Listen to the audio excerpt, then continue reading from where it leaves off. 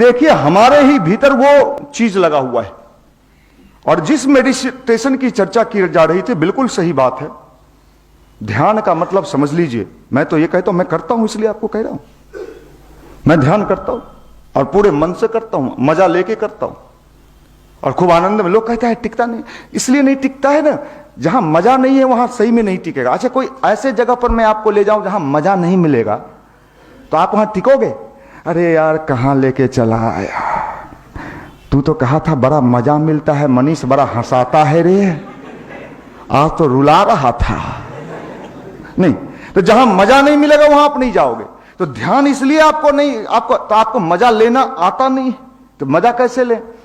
देखिए साहब, मेडिटेशन को आप अपने इमोशन से जोड़िए। इमोशन से जोड़ने का मतलब क्या होता है कि जब आप ध्यान में बैठते हो तो आप इसको एक क्रिया के रूप में करते हो। मैं कहता हूं क्रिया के रूप में मत करो, आप उसको ये सोच के करो। जब अगर प्रकाश का ध्यान करते हो, लाइट का ध्यान करते हो, सूर्य का ध्यान करते हो, उगते हुए सूर्य का ध्यान करते हो, उस समय आप ये मान के चलो दुनिया की संपूर्ण समस्या का समाधान मुझे इन्हीं चीजों से मिलना है। उस समय कुछ मत अपनी बुद्धि लगाओ, कुछ मत सोचो, और एकदम भीतर से, जैसे कोई कभी कभी होता है आदमी जब दुख में होता है, कष्ट में होता है, परेशानी में होता है, तो कोई अपना जब मिल जाता है तो उसको क्या करता है, वो शेयर करता है, खुल के कहता है यार क्या कहें। सबके नजदीक नहीं करता, करता है क्या? नहीं करता। वो इसे जहां पर उसको विश्वास होता है कि इसके पास करेंगे तो यहां पर मेरा ये सिंपैथी भी देगा और इसका कुछ ना कुछ रास्ता भी, ऐसे जगह। तो ध्यान का सीधा सीधा मतलब है, जब आप ध्यान की ओर बैठो, वो कोई क्रिया नहीं है, लोग क्रिया के रूप में करते हैं। मैं कहता हूं उस ध्यान के समय अपना इमोशंस को, अपने भावनाओं को उससे आप जोड़ लीजिए और ये सोचिए कि दुनिया की संपूर्ण समाधान, वो जो सविता सूर्य है, वो परमात्मा का एक पावर हाउस है, एक पावर हाउस है जो लाइट है। भगवान का कोई रूप आकार नहीं होता है, आप जानते हो ना। भगवान का कोई मूर्ति नहीं, मूर्ति तो हम लोग बनाए हैं ना भाई, मूर्ति तो हम लोग बना दिए हैं, नक्काशी उकाशी हम लोग किए हैं। भगवान थोड़े ऊपर से भेजा था ये हमारा वाला है, रख ले रही है,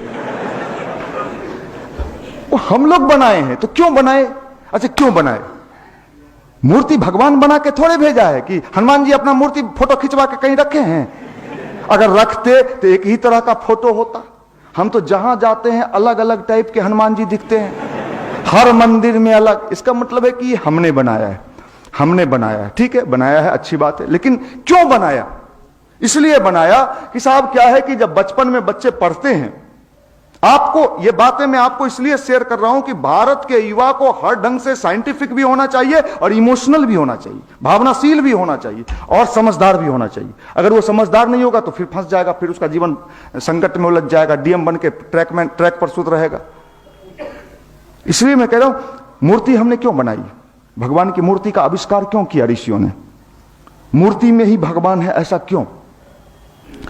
छोटे बच्चे, आपने भी पढ़ा होगा, अब तो आता है या नहीं आता वो किताब पता नहीं, क से कबूतर, ख से खरगोश, ग से गमला, फोटो छपा रहता था और बचपन में उस फोटो को दिखा दिखा के सिखाया।